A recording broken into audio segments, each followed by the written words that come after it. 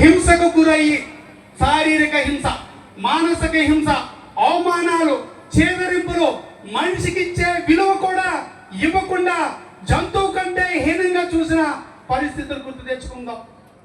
బీసీలు మాకందరూ సైంటిస్టులుగా కనపడతారు.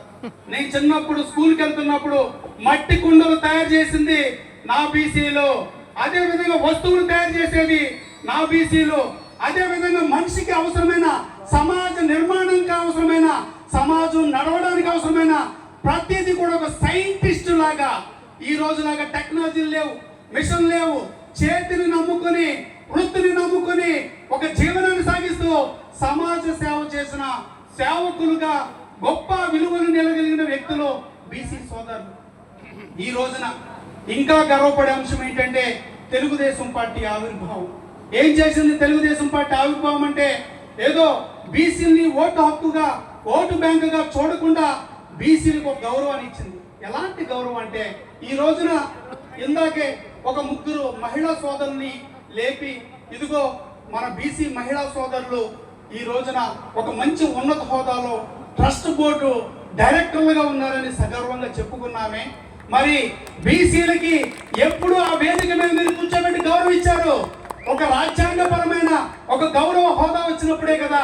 మరి అందరి జనాల్లో కలిపివేయబడిన ఈ బీసీ జనాంగానికి, నా బీసీ జనాంగానికి తెలుగుదేశం పార్టీ మొట్టమొదటిసారిగా రాజ్యాధికారాన్ని కల్పించి స్థానిక సంస్థల ఎన్నికల్లో పోటీ చేసే అవకాశాలని రాజ్యాంగ పరంగా రిజర్వేషన్ కల్పించింది.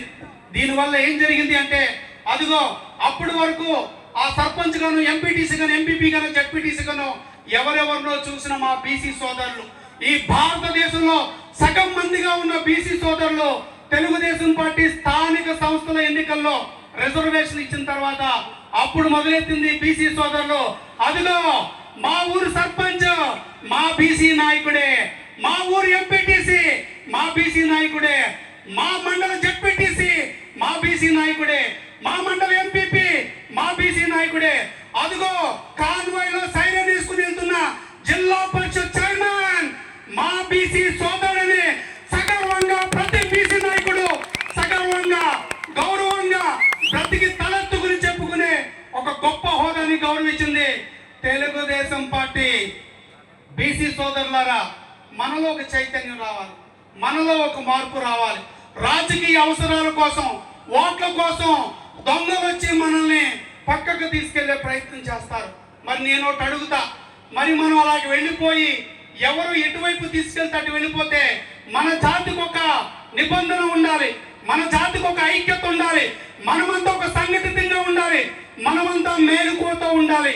ఒక నానుడు ఉంది, ఏ జాతులైతే మనుగడ కోసం పోరాటం చేయవో ఆ జాతులు సృష్టిలో నశిస్తాయని ఒక నినాదం ఉంది.